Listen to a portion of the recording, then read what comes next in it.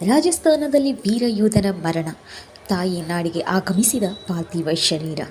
ಬಾಗಲಕೋಟೆ ಜಿಲ್ಲೆ ಬದಾಮಿ ತಾಲೂಕು ನಂದಿಕೇಶ್ವರ ಗ್ರಾಮದ ಮೃತ ಯೋಧ ಮಾಗುಂಡಯ್ಯ ಚೆನ್ನಯ್ಯ ರೇಷ್ಮಿ ಮರಣ ಹೊಂದಿದ ವೀರಯೋಧ.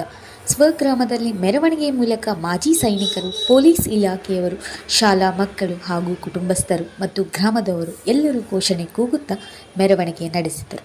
ನಂತರ ಬಾದಾಮಿ PSI ವಿಠಲ್ ನಾಯಕ್ ಪಾರ್ಥಿವ ಶರೀರಕ್ಕೆ ಪುಷ್ಪಾರ್ಪಣೆಯನ್ನು ಮಾಡಿದರು. ಮಾಜಿ ಸೈನಿಕ ಸಂಘದ ಜಿಲ್ಲಾ ಅಧ್ಯಕ್ಷರು ಗದಿಗೆಪ್ಪ ಅರಳೀಕೆರೆಯವರು ಪುಷ್ಪಾರ್ಪಣೆ ಮಾಡಿದರು. ಭಾರತೀಯ ಸೇನಾ ವತಿಯಿಂದ ಕೂಡ ಗೌರವ ನಮನ ಸಲ್ಲಿಸಿದರು. ಮೃತ ಯೋಧನ ಕುಟುಂಬಸ್ಥರಿಗೆ ಭಾರತ ಬಾವುಟದ ಉಡುಪು ನೀಡಿದರು. ನಂತರ ಗಾಳಿಯಲ್ಲಿ 3 ಸಾರಿ ಗುಂಡು ಹಾರಿಸಿ ಸಕಲ ಸರ್ಕಾರಿ ಗೌರವದೊಂದಿಗೆ ಅಂತ್ಯಕ್ರಿಯೆಯನ್ನು ನೆರವೇರಿಸಲಾಯಿತು.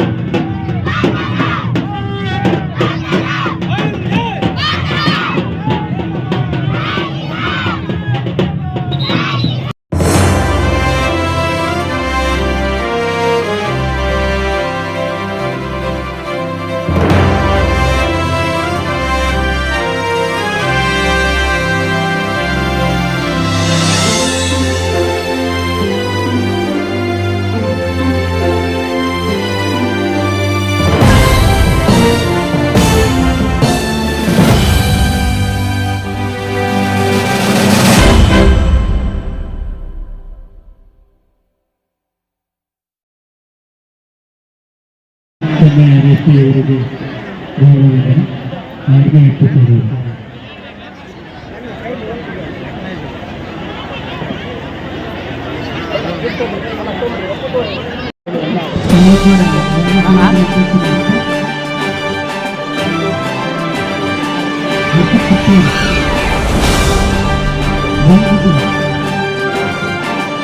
Thank you.